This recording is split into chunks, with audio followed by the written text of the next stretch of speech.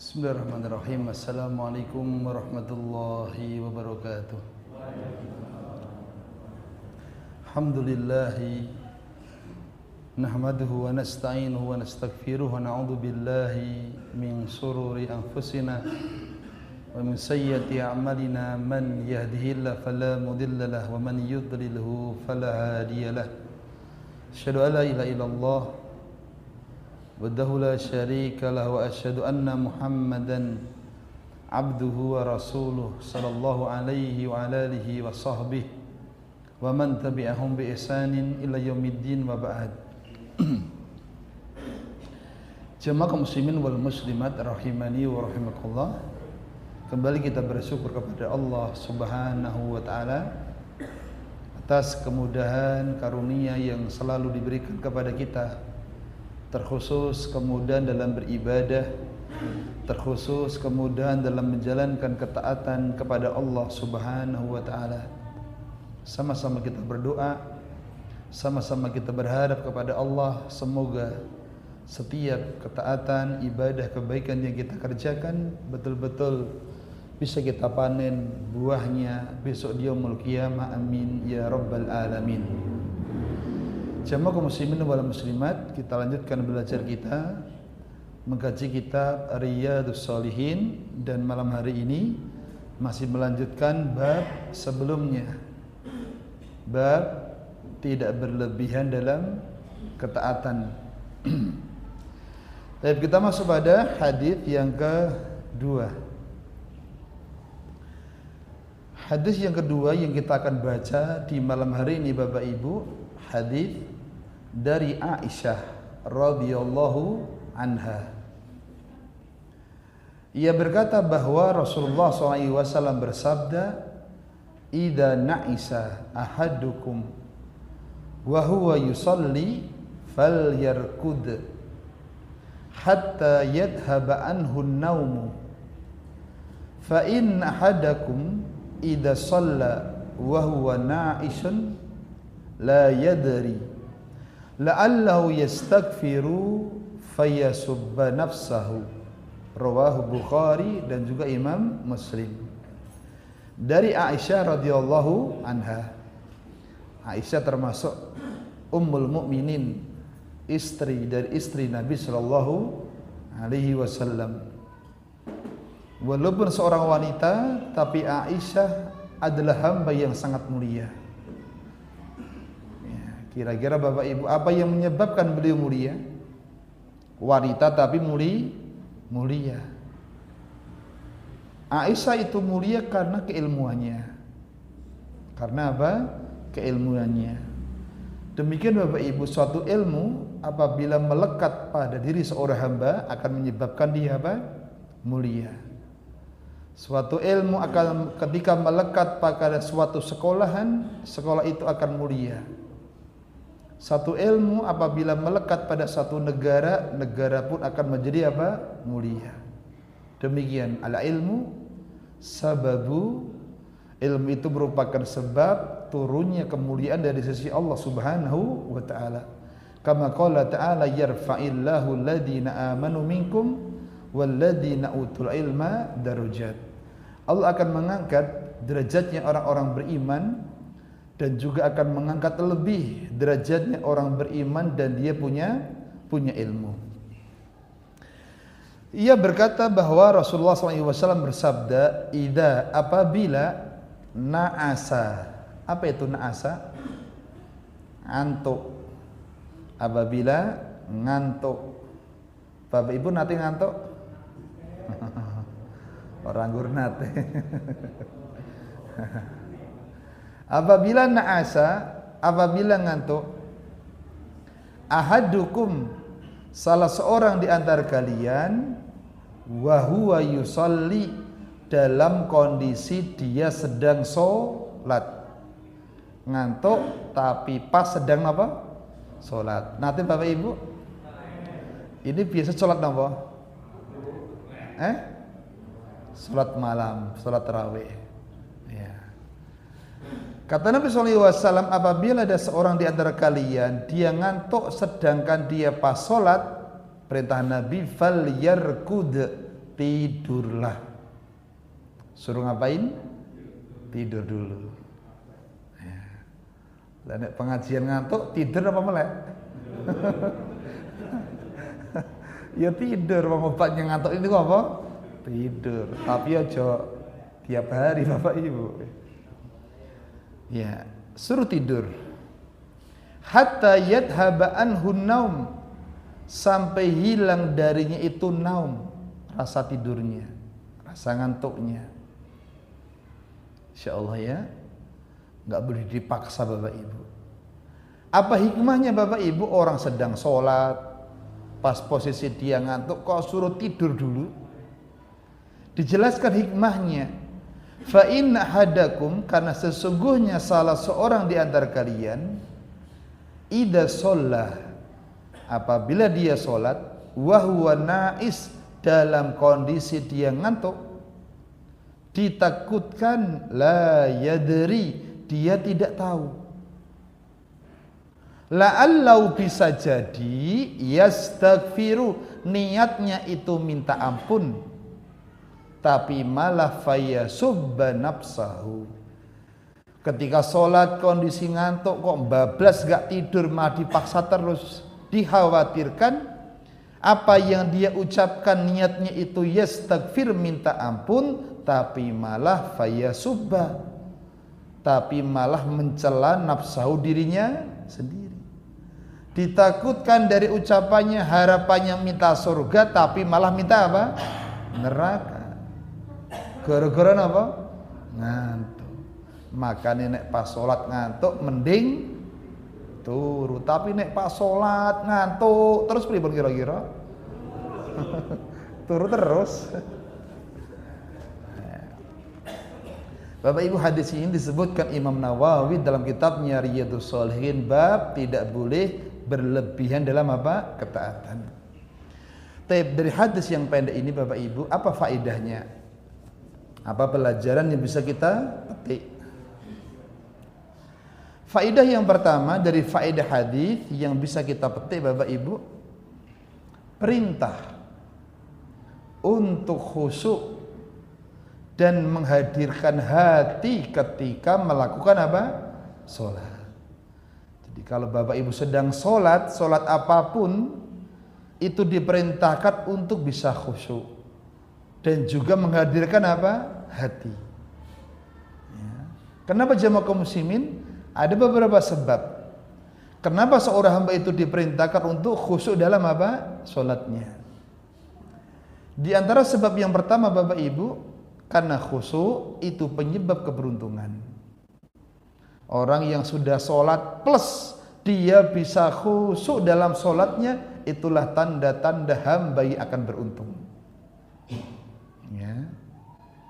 Kata para ulama, beruntung itu maknanya apa? Mendapatkan apa yang diharapkan, selamat dari yang dia takuti. Dan harapan bagi seorang muslim terbesar adalah masuk surga. Perkara yang paling ditakuti seorang muslim adalah masuk apa? Neraka. Bapak Ibu, Allah berfirman dalam surat Al-Mu'minun, qad aflahal mu'minun, sesungguhnya beruntunglah orang-orang yang beriman. Beriman yang bagaimanakah? Kata Allah Subhanahu wa taala, alladzina hum, orang-orang yang mereka itu fi salatihim, ketika mereka sedang salat, khashi'un, dalam kondisi apa? Khusyuk. Jadi yang beruntung itu bukan sebatas salat, tapi salat yang dihiasi dengan sifat apa? Khusyuk. Nah, kira-kira Bapak Ibu selama ini kita sholatnya khusyuk atau tidak? Khusyuk Mas. Ngantek rakelingan. Rakelingan apa nih? Jumlah rakaate. Untung dadi makmum. Nek dadi imam berapa kira-kira? Makmumnya cuman subhanallah. Apa ya? Subhanallah. Ngantek kembrobios. Kedua, jemaah kaum muslimin, hikmah di balik khusyuk. Khusyuk itu penentu pahala sholat hamba. Ya, khusyuk itu diantara sebab yang menentukan pahala sholat seorang hamba. Disebutkan dalam Sunan Abu Dawud nomornya 796. Nabi kita sallallahu alaihi wasallam bersabda, "Innar rajula," ada seorang yang laki-laki Bapak Ibu, "la yansarifu," kemudian dia benar-benar telah mengerjakan apa? Salat. Sudah selesai apa? Salatnya. Kata beliau, "Wa ma kutiba lahu," namun pahala solat yang dicatat untuknya itu tidak lain hanya usrun solatihi, hanya usru. Berapa usru? 1/10. Ada juga yang tus'uha 1/9. Ada juga yang pahalan cuman thumunuha, berapa? 1/8. Ada juga yang pahala salatnya cuman subu'uha 1/7, sudusuha 1/6, khumusuha 1/5, rubu'uha 1/4, thuluthuha 1/3, nisfuha cuman berapa? Setengah. Ada orang yang sholat, selesai sholatnya tapi pahalanya enggak lengkap, enggak sempurna, ya, bahkan hanya ada yang mendapatkan setengah pahalanya. Dan ini penentunya adalah sifat khusyuknya, ya. Dan Nabi mengabarkan di akhir zaman ini pertama banyak yang akan diangkat oleh Allah Subhanahu wa taala adalah sifat khusyuk, ya. Di antara perkara yang akan diangkat oleh Allah Subhanahu wa taala di antara kebanyakan manusia adalah sifat khusyuk dalam sholatnya, ya. Dan ternyata itu terbukti. Bapak Ibu, apa itu makna khusyuk? Dijelaskan para ulama, khusyuk secara bahasa artinya tenang. Khusyuk secara bahasa artinya apa? Tenang. Maka orang yang sholat dan dia khusyuk, dia harus tenang. Jangan sampai badannya usek aja. Secara bahasa. Secara istilah, khusyuk dalam sholat yaitu hadirnya hati. Berarti pas sholat itu hatinya harus apa? Hadir. Hadir di mana? Hadir di luar atau hadir dalam sholat?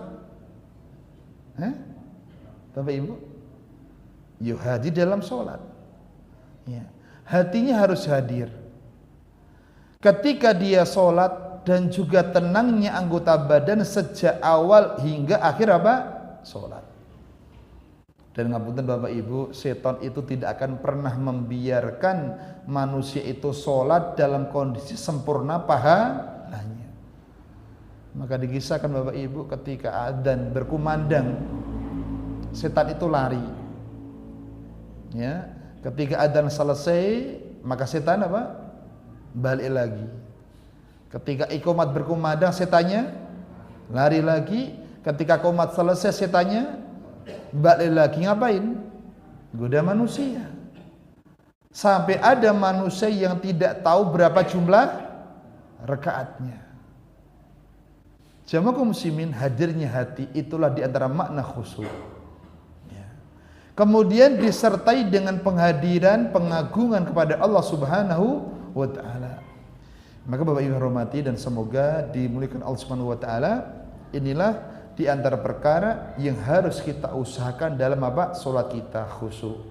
Maka hikmah Bapak Ibu, kenapa orang yang salat plus kemudian dia ngantuk diperintahkan ngapain dulu? Tidur. Supaya apa? Bisa khusyuk.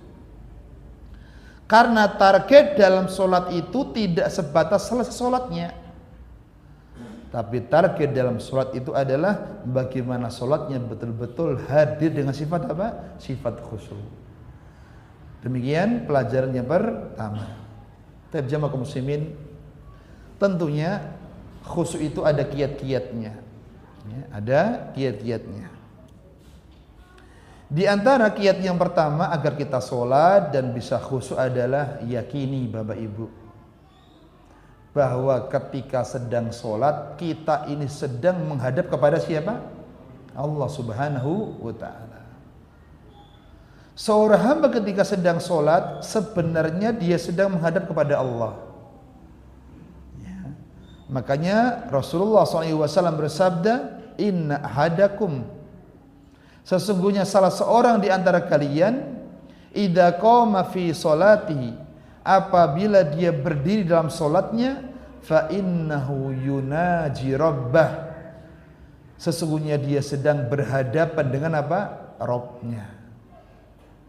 Bapak Ibu, yuk agar kita bisa khusyuk dalam salat kita, ketika salat hadirkan keyakinan bahwa kita sedang menghadap siapa? Allah Subhanahu wa taala. Bahkan tempat yang paling dekat seorang hamba kepada Rabbnya ketika dia salat, yaitu ketika dalam apa? Sujudnya. Nabi kita sallallahu alaihi wasallam bersabda, aqrabu ma yakunul abdu min rabbih wa huwa sajidun fa akthirud du'a. Kata Nabi SAW, posisi paling dekatnya seorang hamba dengan Rabbnya yaitu ketika dia apa? Sujud. Maka Nabi merintahkan fa akthir, perbanyaklah dari berdoa. Ya. Bapak Ibu, di sini tentunya diperbanyak doa itu kapan? Ketika sholat sendiri atau ketika bersama orang lain? Ya ketika sendiri. Nah, kita bersama dengan orang lain tidak bisa memperbanyak apa? Doa. Apalagi ketika menjadi makmum. Ya. Dalam riwayat yang lainnya Bapak Ibu, lafadznya adalah fajtahidu fid du'a. Dalam riwayat yang lainnya Nabi mengatakan bersungguh-sungguhlah dalam apa? Berdoa. Karena ketika sujud, seorang hamba itu berada di tempat yang paling dekat kepada Allah Subhanahu wa taala. Berarti Bapak Ibu, sujud itu tempat yang mulia atau tidak? Lebih mulia mana? Lebih utama mana antara berdiri sama sujud? Lebih utama mana Bapak Ibu? Sujud atau berdiri? Yakin? Jawabannya dirinci. Lebih utama sujud kalau ditinjau tempatnya. Ya, karena sujud itu tempat yang hamba paling dekat kepada Rabbnya. Tapi lebih utama berdiri kalau ditinjau bacaannya. Kenapa? Karena ketika berdiri yang dibaca apa? Al-Qur'anu Al-Karim. Dan Al-Quran merupakan khairul kalam, sebaik-baik ucapan. Khairul kalami kalamullah, sebaik-baik ucapan adalah ucapan Allah Subhanahu wa ta'ala. Demikian para ulama merinci ya, jadi sujud lebih utama kalau ditinjau tempatnya, tapi kalau berdiri itu lebih utama daripada sujud kalau ditinjau apa? Bacaannya. Baik. Kiat yang kedua Bapak Ibu, agar kita bisa khusyuk dalam sholat adalah meyakini bahwa kita sedang dilihat oleh Allah Subhanahu wa ta'ala. Ya. Sebagaimana Bapak Ibu ketika bekerja, ada yang melihat dari atasannya, maka kerjanya kira-kira bagaimana? Ya serius, akan bersungguh-sungguh, tidak lidah lidi. Tapi kalau tidak ada atasannya, gimana kerjanya kira-kira? Ya beda. Maka Allah Subhanahu wa ta'ala berfirman Bapak Ibu, seorang hamba ketika sedang sholat, hamba itu sejatinya sedang dilihat oleh Allah Subhanahu wa ta'ala. Allah Subhanahu wa ta'ala berfirman, wa tawakkal 'alal aziz ar-rahim. Bertawakallah kepada Allah yang aziz, maha perkasa, ar-rahim, lagi maha penyayang. Ya, Allah perintahkan bertawakal kepada Allah yang maha perkasa. Jangan sampai bertawakal kepada manusia yang maha lemah. Alladzi yaraka hina taqumu, yang Allah itu melihat kamu ketika takum, ketika berdiri dalam sholat. Bapak Ibu, pas dia berdiri sholat Bapak Ibu, apa yang kita baca Allah tahu, apa yang kita batin juga Allah tahu. Ya. Wa taqallubaka fis sajidin, Allah juga mengetahui bolak-baliknya kamu ketika apa? Sedang sujud. Ditutup ayat ini, wa huwas sami, Allah itu maha mendengar. Maha mendengar setiap apa yang kita baca dalam sholat kita, termasuk doa ketika sujud, termasuk doa ketika sebelum apa? Salam. Jadi Bapak Ibu, ketika seorang muslim itu sholat, dia mendapatkan dua waktu yang mustajabah. Yang pertama kapan? Ketika sujud. Yang kedua ketika sebelum apa? Salam. Maka perbanyaklah doa di dua tempat ini.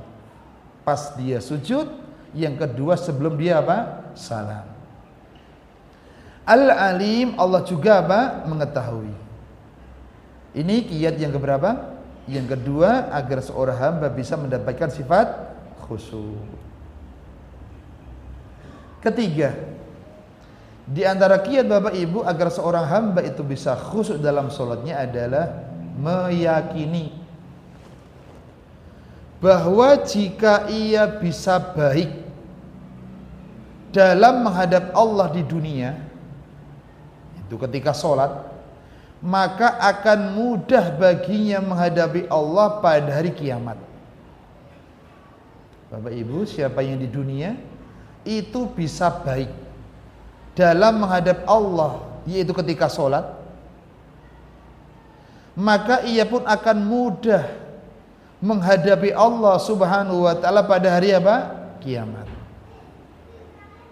Masya Allah nih.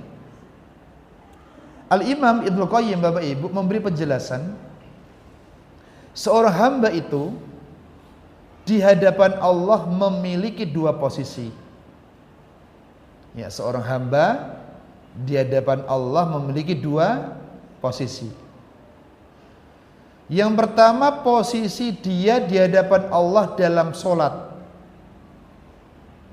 Dan yang kedua, posisi dia di hadapan Allah di hari perjumpaan dengannya, yaitu hari apa? Hari kiamat. Ya.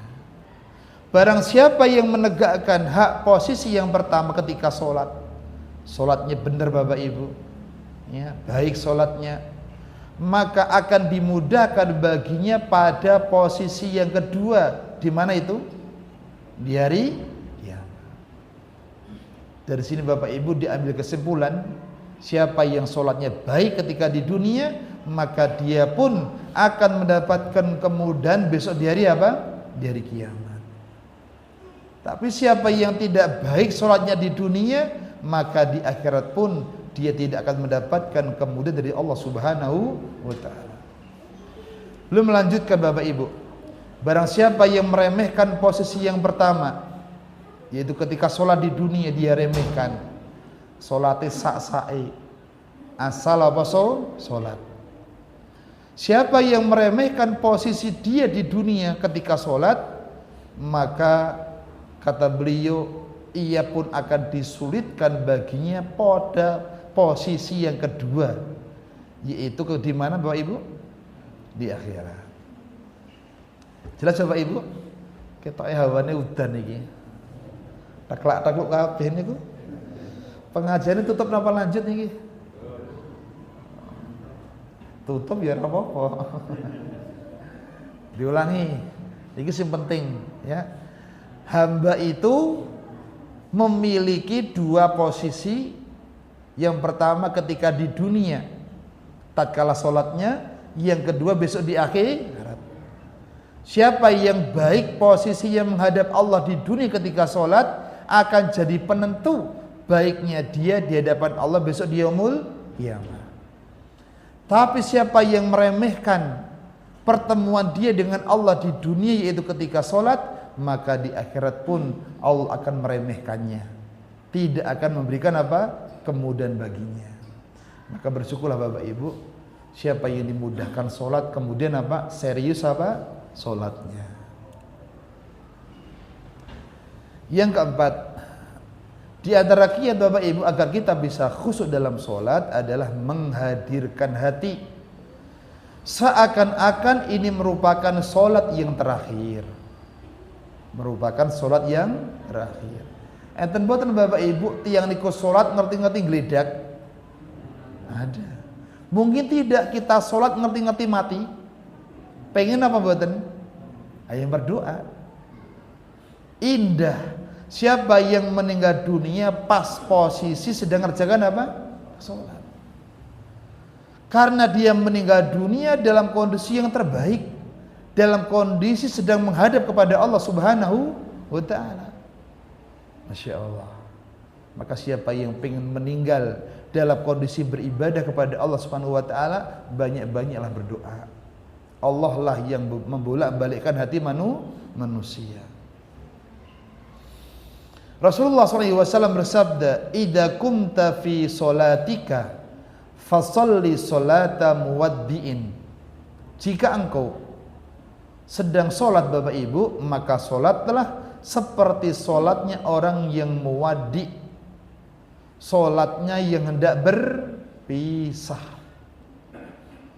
Ya. Anggaplah kita sholat itu merupakan sholat yang terakhir. Maka kadang ada seorang imam, ketika dia sebelum mulai sholatnya mengingatkan makmumnya, "Sallu sholatal muwaddi." Sallu, sholatlah kalian sholatal muwaddi, seperti sholatnya yang mau berpisah, sholat yang terakhir. Ya, saya baca diderukan Bapak Ibu, sallu, monggo, sholatal muwaddi, sallu sholatal muwaddi. Sarang-sarang 1, 2, 3. Ibu-ibu sendiri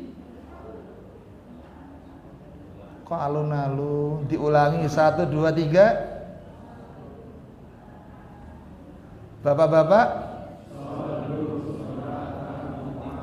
apa maknanya sallu?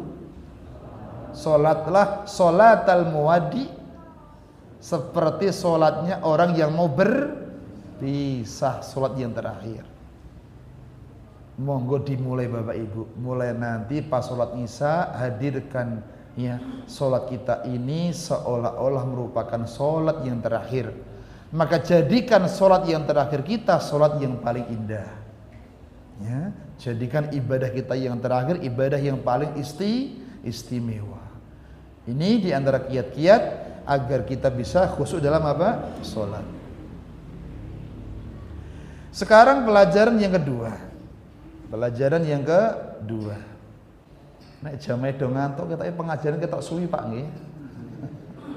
Sing nyampeke ya suwi. Ya.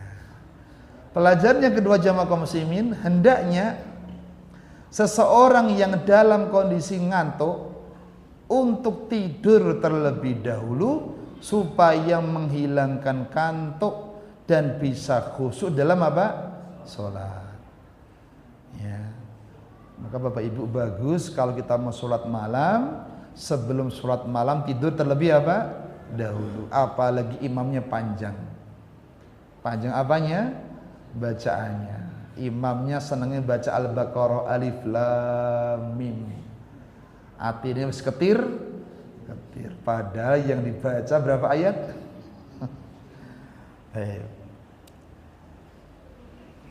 Bapak Ibu, kaidah ngantuk. Kapan ngantuk? Pas sholat itu dianjurkan tidur dulu.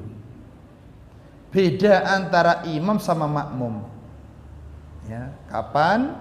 Ketika sholat ngantuk itu dianjurkan tidur dulu. Ada dua kondisi, ketika jadi imam, yang kedua ketika jadi apa? Makmum.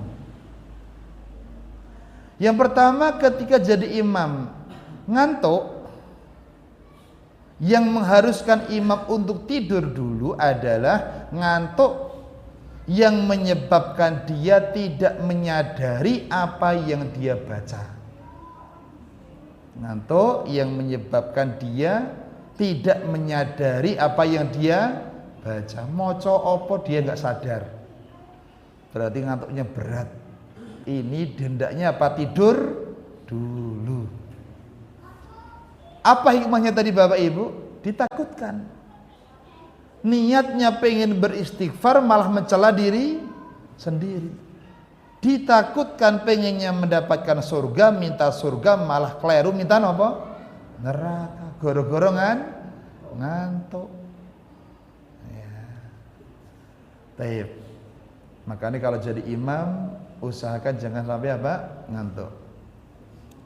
Nah, Bapak Ibu, sekarang kondisi ngantuk makmum. Ya, makmum. Kapan ngantuknya makmum menyebabkan dia suruh tidur dulu? Yaitu bagi makmum yang ngantuk, yang tidak bisa mendengar bacaan, dia tidak bisa mendengar bacaan imam, namun masih menyadari gerakan imam. Berarti ngantuknya kelemun. Ini boleh dilanjut. Boleh apa? Dilanjut. Ya, kenapa? Masih menyadari gerakan imam walaupun dia tidak bisa dengar bacaan imam dengan apa? Sempurna. Lah nek telat pripun kira-kira? Allahu Akbar. Ya, sing diwaca Al-Baqarah ngerti-ngerti imam wis sujud. Makmum cek ngadeg. Pripun kira-kira Bapak Ibu? Langsung sujud apa rukuk dulu? Turu. Jenengan jadi makmum, ya sadar imam kuwi, ya. Gerakannya masih sadar tapi bacaan imam kelemun. Kayak kemarin diceritakan di pondok, bukan di pondok, di Ngrenjeng, pas sholat gerhana. Itu imamnya kayaknya Ustaz Johari. Itu yang dibaca hampir 2 jam. Bacanya 2 jam. Itu ada yang sampai nggak tahan dia tidur Bapak Ibu. Ya. Jadi kalau Bapak Ibu jadi makmum, kondisi berdiri kelemun, ngerti imamnya wis sujud, gimana kita? Langsung sujud atau rukuk dulu? Langsung sujud? Nggak rukuk dulu? Ya gimana sholatnya Bapak Ibu? Ayo persiapan Ramadan. Sesuk imamnya Pak Yani dodo bacaane. Ya rukuk dulu dengan cepat baru apa? Sujud. Nek ninggalkan rukuk sah tidak sholatnya? Ya enggak sah. Pripun Pak Dodi? Ya, turu. Bagus turu, silakan. Tapi ini ya kaidahnya. Tapi kalau makmum sudah tidak menyadari gerakan imam, kemudian dia tidak menyadari juga bacaannya, maka lebih baik apa? Tidur. Karena eman sholat wis kesel, direwai ngantuk-ngantuk, tapi pahalanya dikit gara-gara tidak ada sifat khusyuk. Ya. Kok jamnya mlaku-mlaku Bapak Ibu? Suwe tenan iki. Materi ini salah entek loh Ibu. Catatan terkait ngantuk. Iki yo pas pengajar itu ngantuk, pembahasan ngantuk. Catatan terkait ngantuk ketika sholat. 1. Bahwa ngantuk yang masih sadar tidak membatalkan wudhu dan juga tidak membatalkan wis jenenge ngantuk napa Pak? Ngantuk napa? Kok ngimpi? Ngimpi wis turu. Itu namanya ngantuk ringan. Ya, ngantuk ringan, masih sadar. Sehingga tidak batal wudhunya, baik juga tidak batal apa? Salatnya. Dan Bapak Ibu Jumatan pernah ngantuk? Niku sadar apa mboten?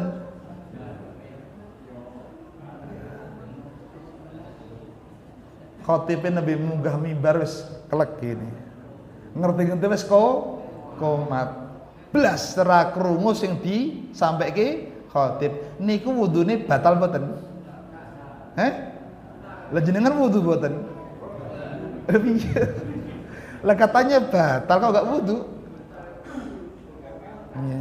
Kalau dia ngantuk sampai nggak sadar Bapak Ibu, batal wudhunya, batal sholatnya, harus wudhu lagi. Ya. Al-Hafidz Ibnu Hajar menukil ucapan Al-Muhallab. Belum mengatakan wa qad ajma'u alla anna an-naumal qalila la yanqudul wudu'a. Para ulama sepakat bahwa tidur yang sedikit itu tidak membatalkan wudu. Bahasanya naumal qalil. Tidur apa? Sithik.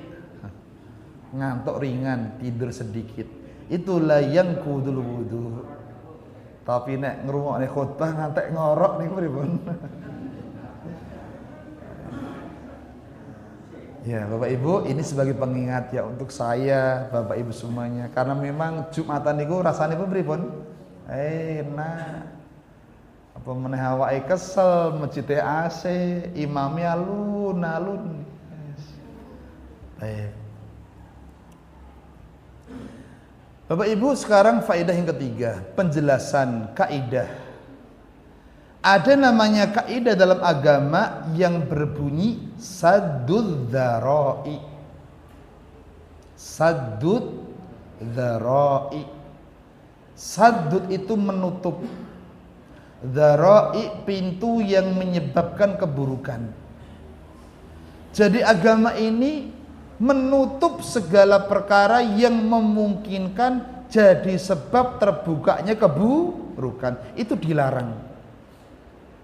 Ya, namanya apa? Saddud dzara'i. Termasuk pintu yang menyebabkan terbukanya keburukan adalah sholat dalam kondisi apa? Ngantuk. Tadi disebutkan terjadi dikhawatirkan terjadi keburukan. Apa tadi Bapak Ibu?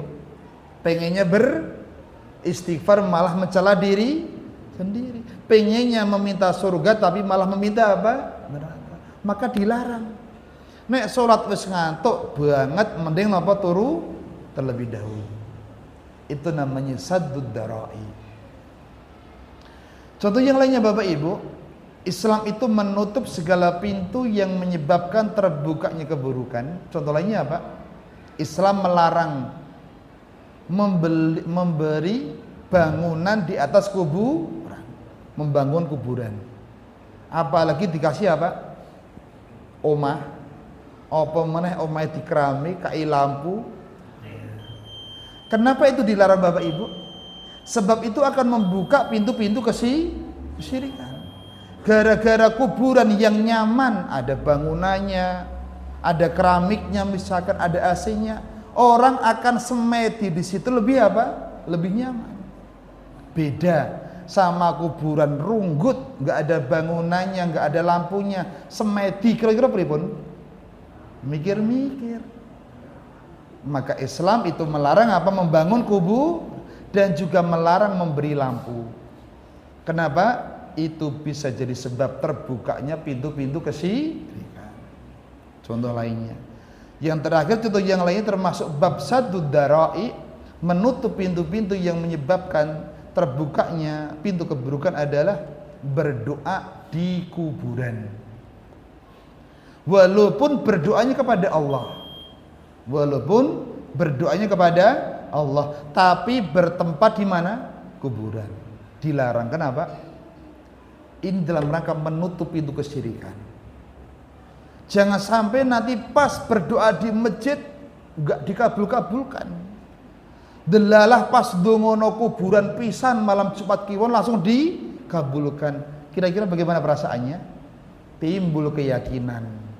Berarti dongono kuburan malam Jumat Kliwon luweh manjur daripada berdoa di mana? Di masjid. Maka Islam melarang orang itu beribadah di mana? Di kuburan. Ini namanya apa? Saddu dzara'i. Menutup pintu-pintu yang bisa membuka apa? Keburukan-keburukan. Ya. Dan jemaah kaum muslimin masih banyak contoh-contoh yang lainnya. Sekaligus ini menunjukkan bagaimana indahnya Islam. Ya, bagaimana indahnya Islam. Wallahu a'lam. Tapi ini mungkin kita sampaikan di malam hari ini. Semoga bermanfaat. Ya, dan semoga jadi ilmu yang bisa kita amalkan, terutama sholat pas kondisi sedang apa? Ngantuk. Mending turu terlebih, tapi nek penyakit ngantukan gitu. Baik, semoga bermanfaat. Kemudian pengumuman Bapak Ibu, insya Allah hari besok hari Kamis sebagaimana biasanya kajian rutin dengan besok materi akidah ba'da maghrib sampai isya, dan mulai bulan ini insya Allah taala kajian setiap Kamis di Masjid SMP Al-Huda ada apa nih? Ada undiannya. Ada undiannya. Semoga jadi penyemangat dan semoga dimudahkan terus istiqomah dalam belajar ilmu agama. Wallahu a'lam bishawab.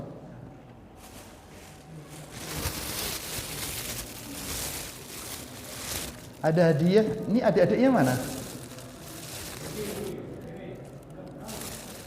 Yang di luar masuk. Yang di luar masuk dulu.